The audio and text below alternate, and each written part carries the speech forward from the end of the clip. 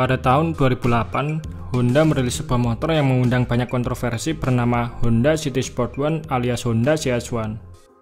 Nah, sepertinya tidak perlu dijelaskan lagi bagian mana yang menimbulkan kontroversi, karena hanya dengan melihat tampilannya saja, tentunya sudah banyak yang paham di mana letak keunikan dari motor ini. Di awal kemunculannya, motor ini memang agak membingungkan, soalnya kalau dibilang motor bebek, secara tampilan nggak ada mirip-miripnya dengan motor bebek pada umumnya, dan kalaupun masuk genre Ayago, CS1 juga tidak mempunyai shock breaker depan ala motor Ayago.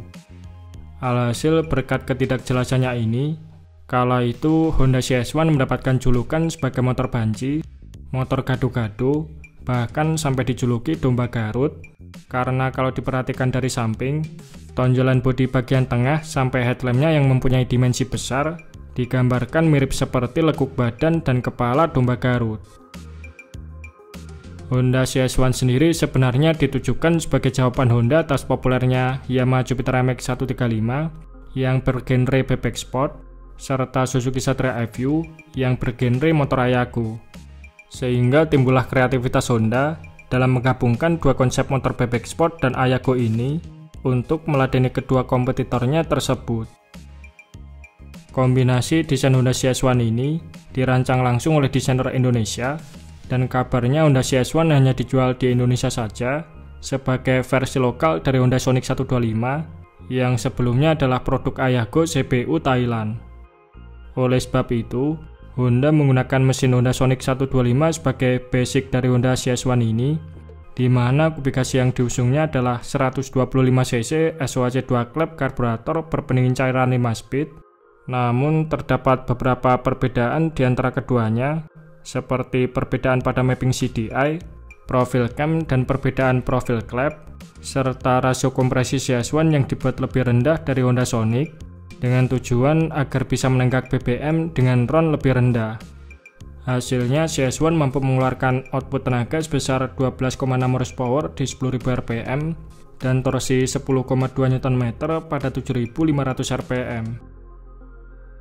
Selain mesinnya yang cukup bertenaga untuk ukuran motor 125cc, Honda CS1 juga mempunyai beberapa fitur keren seperti pengereman full cakram, suspensi monoshock, bagasi tengah, serta panel instrumen full digital yang kala itu tidak bisa ditemukan pada Satria FU maupun Jupiter MX 135.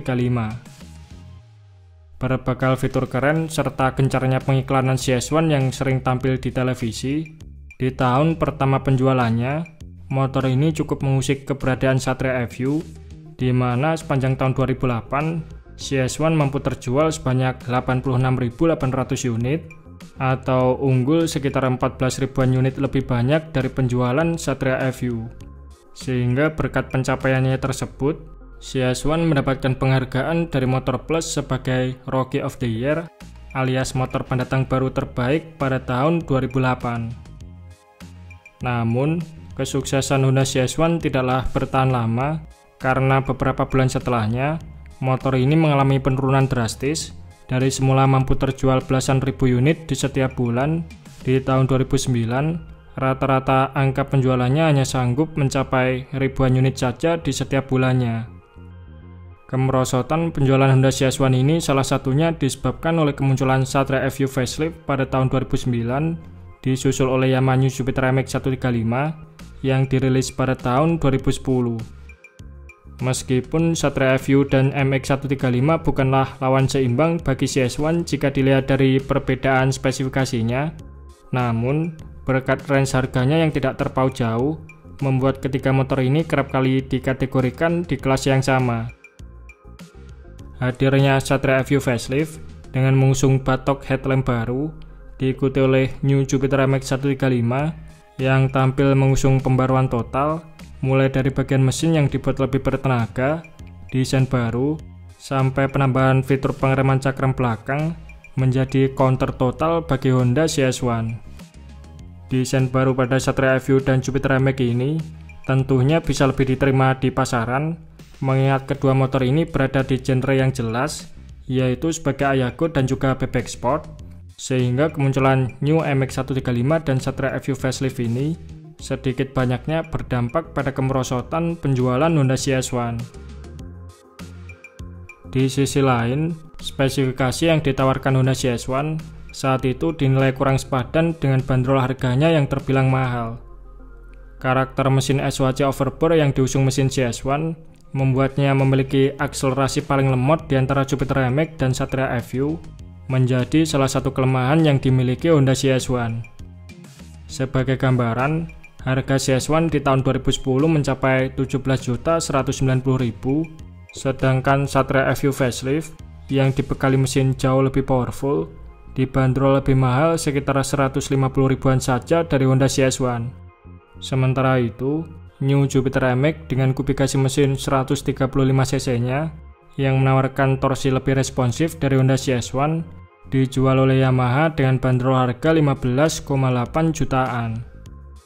Dengan kondisi seperti ini, konsumen yang nggak mau nanggung soal performa otomatis akan memilih Satria FU facelift, sedangkan bagi yang menginginkan motor bebek dengan performa ala motorsport, maka pilihannya adalah New Jupiter MX 135 yang desainnya sudah lebih keren dan lebih bertenaga dari versi terdahulu, sekaligus bandrol harganya menjadi yang paling murah di kelas ini.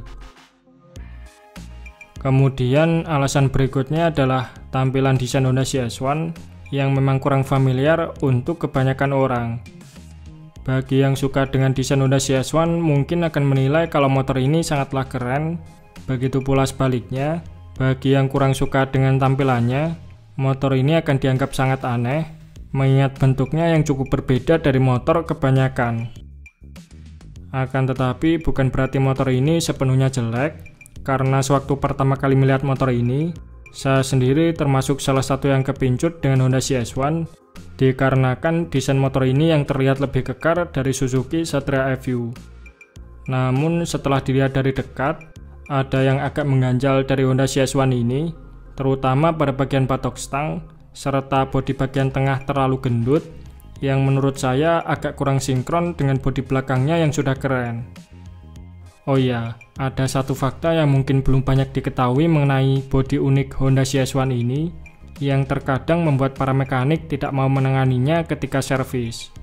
Pasalnya untuk sekedar ganti busi ataupun servis karburator saja, ada banyak cover body yang harus dibuka, bahkan sampai komponen jok yang harus dilepas untuk sekedar menjangkaunya.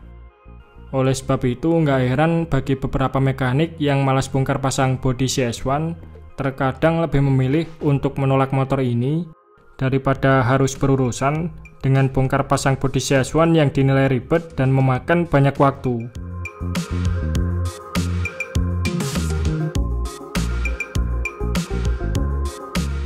Kalau saja Honda mau mengembangkan CS1 lebih jauh, lalu merubahnya dengan konsep ala motor Ayago, mungkin saja saat itu Honda CS1 bisa lebih kompetitif lagi di pasaran. Di tengah persaingan pasar yang sengit, Honda tidak segera melakukan refreshment desain pada CS1 dan memilih bertahan dengan tampilan CS1 yang kontroversial. Alhasil motor ini pun semakin tenggelam di tengah kejayaan Satria FU dan Jupiter MX 135 yang menurut data IC pada tahun 2012 lalu, kedua kompetitornya ini berhasil mencatatkan angka penjualan sebanyak 200 ribuan unit, sementara angka penjualan Honda CS1 saat itu semakin memprihatinkan karena hanya sanggup terjual sebanyak 4.200 unitan saja sepanjang tahun 2012, dan yang lebih parahnya lagi, di tahun 2013 jumlah penjualan CS1 hanya tembus di angka 6 unit saja. Dengan kondisi penjualan yang tak bisa diharapkan lagi, akhirnya Honda mengambil keputusan untuk mengakhiri penderitaan CS1 dengan menghentikan penjualannya pada tahun 2013. Setelahnya, Honda tidak lagi meneruskan generasi CS1, namun sebagai gantinya, mereka lebih memilih memasuki jalur motor normal dengan merilis Honda Sonic 150 sebagai pesaing Satria FU di segmen Ayago, dan juga Honda Supra GTR sebagai lawan dari Yamaha M-King di segmen motor bebek sport 150 cc.